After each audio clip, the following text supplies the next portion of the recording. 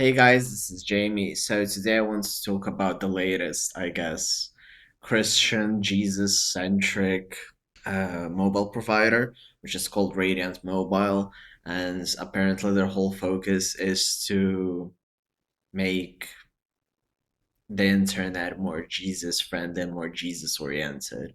But in reality, what it does, it blocks pornography and LGBT content. So while certain things are obviously not new, like we have sort of blocks for kids so that kids don't access pornography or adult websites. This is another thing where you can't access LGBT content. And specifically, like from the get go, from a mobile network, and this is why I wanted to talk about it. And usually, as we've seen, sort of like from Grinder, as we've seen from Grinder outages during like church events, during Republican conferences, Grinder just goes down on those days and around those events because there's just always a lot of people which are just using it. So there's a lot of hypocrisy around it. What this network or this Radiance Mobile tries to achieve is that it will be censoring specifically certain parts of websites.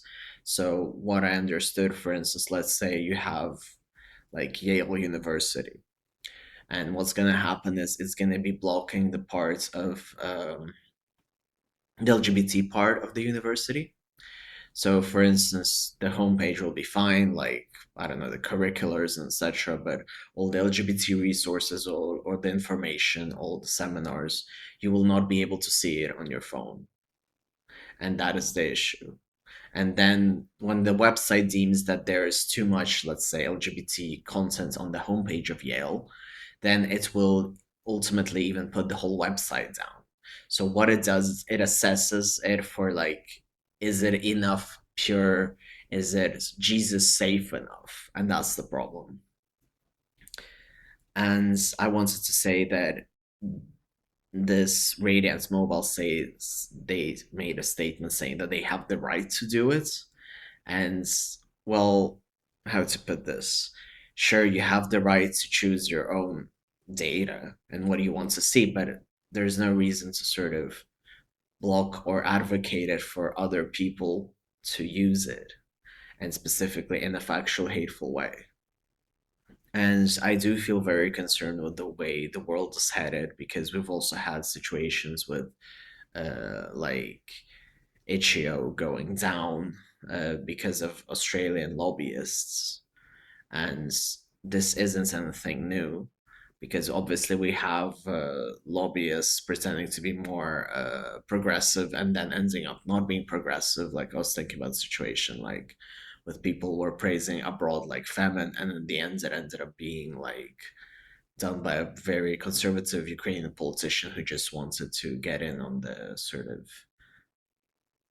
on having women with tits walk around. So, or also like we can look back and say like J.K. Rowling's first trans statements technically were not as transphobic as it started, but then it just went into absolute chaos and transphobia and into proper hate that she's spewing right now.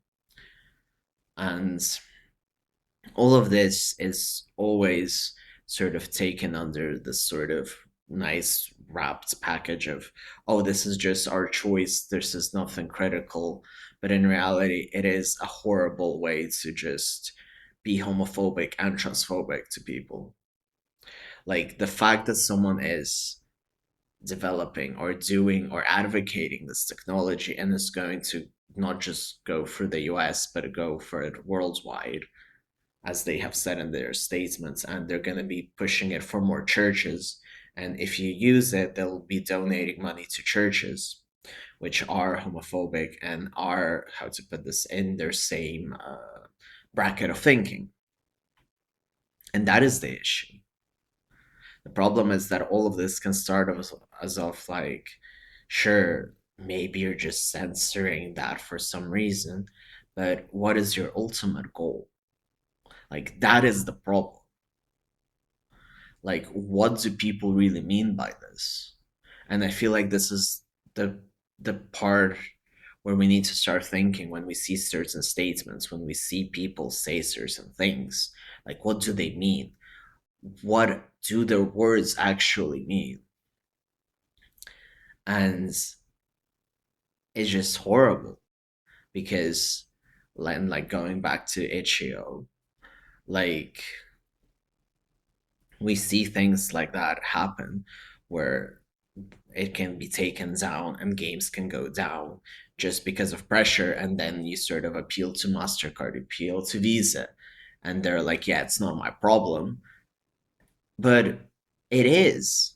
If some people can lobby enough for their technology to be advanced and approved of, or like we've seen like with different AI, or how Musk has been using Grok to spoof sort of like his white genocide.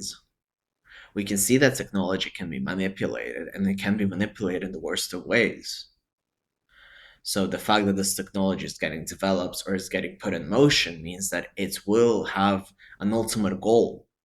Like this technology could potentially be spread into more critical areas. Like for instance, like in Russia, we have the fact that they're banning VPNs and they're actively trying to stop all LGBT information and sources.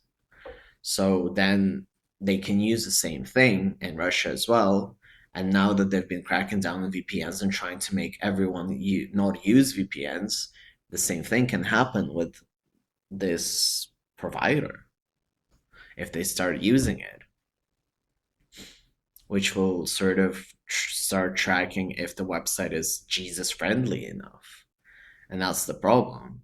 And people sort of, behind all the faith that people put, we need to understand, is it actual sort of, how to put this, just faith and their own personal, or is there some sinister idea to sort of change everything around you to put it in a specific mold? Like, I cannot stress this enough. Like, right now, we're living in dangerous times where we need to understand, what do the words mean behind when people say them. Like, this isn't sort of a looking for things between the lines. No, like, you just need to know and think, what do people say behind what they say? Like, what is the proper intent of them saying these hateful things? Like, we need to challenge people. We need to understand, what do they mean? And we need to also advocate. We need to advocate that, it's okay to be gay, it's okay to be trans. There's nothing wrong with being who we are.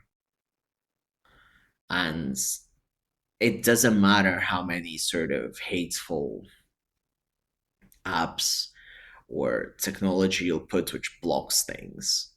At the end of the day, those people will still have burner phones. Like, you still see people like in the top, like Sam Altman or whatever, or Tim Cook, which are gay, and they might just be holding hands with everyone who says gay is not okay.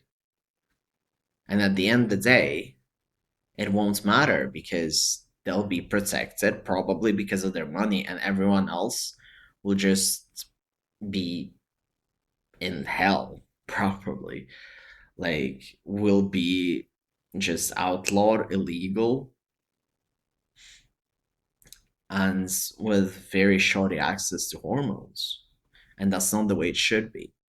We have, it's fine to be who we are. We're born as who we are, and enough medical evidence has shown that being gay is okay and being trans is okay.